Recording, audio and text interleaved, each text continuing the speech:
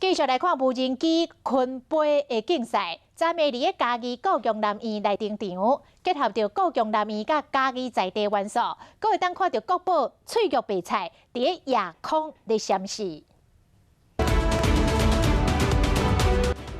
无人机对飞悬起来，七彩灯点光夜空，队形变化摆出着国宝翠玉白菜模样。演出地点就伫高雄南院，另外这个哈曼奴就是南院的吉祥物。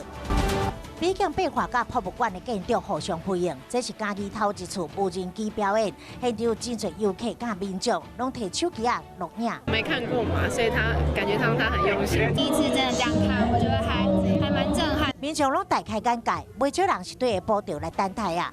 高雄南面为着要起更较侪参观的人潮，因此就这次将表演的活动嘛推行免费参观。今年6月初到8月31，固定假日、假日、假日来参观拢免钱。嘉义关切居民前往嘛免钱。